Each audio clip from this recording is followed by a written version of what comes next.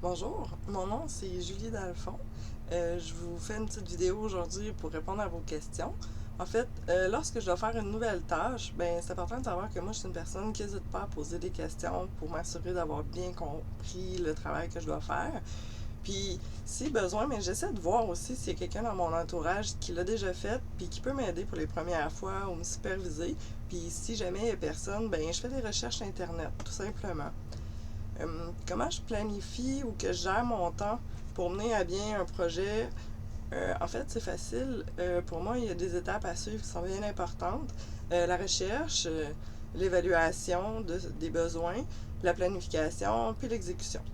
Par exemple, dans mon domaine, quand je rencontre un client, ben, par la suite, j'effectue des recherches pour savoir qu'est-ce qui pourrait répondre à ses besoins.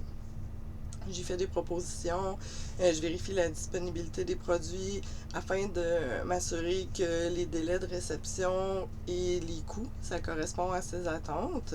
Puis, au besoin, je dois aussi m'assurer de planifier sa livraison, son installation, puis faire un petit suivi avec lui pour avoir une rétrospective sur comment ça s'est passé aussi, pour être sûr que le client était vraiment satisfait.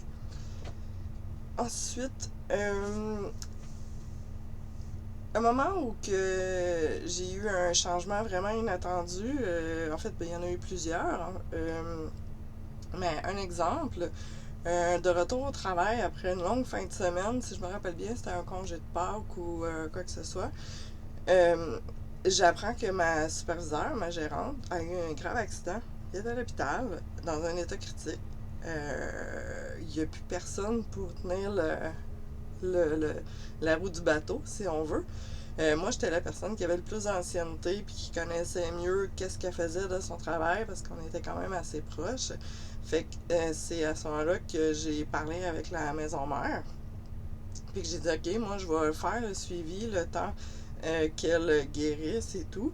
Fait que c'est là que j'ai pris la succursale pour laquelle je travaillais en main, avec tout ce que ça implique, gestion de magasin, gestion de personnel, essayer de voir dans ces dossiers qu'est-ce qui était en cours parce qu'il y a bien des choses qu'on apprenait parce que les clients appelaient, parce qu'il manquait de notes ou des choses comme ça. Fait que j'ai vraiment appris à travailler en me disant que on sait jamais qu'est-ce qui peut arriver.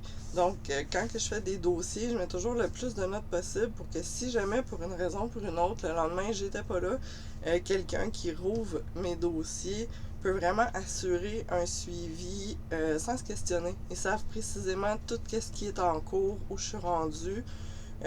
Puis ça a été quelque chose pas facile parce que moi, j'avais à ce moment-là des dossiers clients que je suivais, mais il a fallu que je prenne aussi les siens. Fait que ça a été pas facile, mais ça a quand même vraiment bien été. Euh, Puis une situation que j'ai dû apprendre par moi-même, ben en fait, c'est un peu ce que je viens de vous décrire, là. Euh, il a fallu contacter les clients, qui se sentent vraiment pris en charge, qui se sentent pas laissés à l'abandon parce que leur conseillère était pas là. Il a fallu que je m'occupe de faire l'inventaire du magasin, chose que j'avais jamais faite. Combien de produits de telle ou telle sorte il faut s'assurer d'avoir toujours pour manquer de rien. C'est vraiment. J'en commandais, des fois c'est comme oups, trop de ça, pas assez de ça.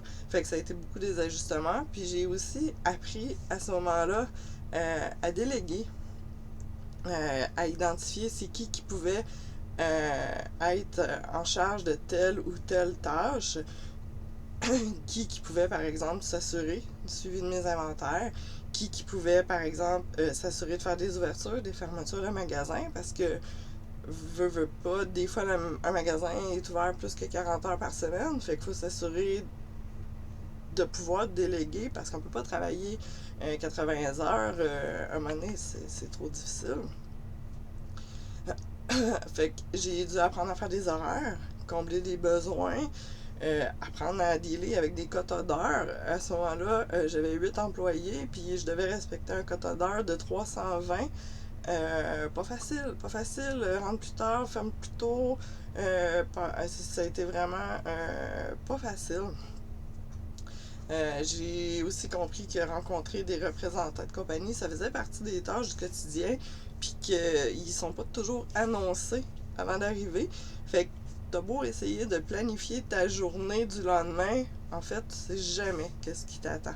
Tu peux autant arriver sur place pour découvrir que la toiture elle a coulé pendant la nuit, il faut planifier des réparations, des fois fermer, être appelé en plein milieu de la nuit parce qu'il y a une alarme qui sonne. À ce moment-là, il faut se rendre sans savoir vraiment est-ce qu'il y a vraiment quelque chose, c'est une fausse alarme. C'est toutes des tâches que j'ai appris en cours de route. Bref, le travail de gestionnaire qui m'a appris que même si on planifie, il y a vraiment beaucoup d'imprévus. D'où l'importance de savoir gérer vraiment ses priorités. Des essais-erreurs, oui, j'en ai vraiment appris des essais-erreurs, beaucoup, mais j'observe énormément les gens autour de moi, puis ça m'a permis de voir, puis d'éviter de faire des erreurs. Moi, je suis plus une personne qui aime travailler en équipe, puis je suis plus un leader qu'un boss. Je préfère participer avec mes employés plutôt que de bosser puis d'imposer. Par exemple, dire OK, aujourd'hui, il faudrait qu'on mette de l'ordre un peu dans la place. Pas dire toi fais ci, toi fais ça, mais hey gang, aujourd'hui, on fait ça ensemble. C'est toujours plus intéressant. Puis les employés, quand ils sont dans un état d'esprit plus inclusif comme ça, sont souvent plus enclins à travailler positivement, puis ils respectent le code d'un conduite imposé par une entreprise sans même s'en rendre compte. J'espère que ça vous a aidé à mieux me connaître, ce petit vidéo-là. Merci.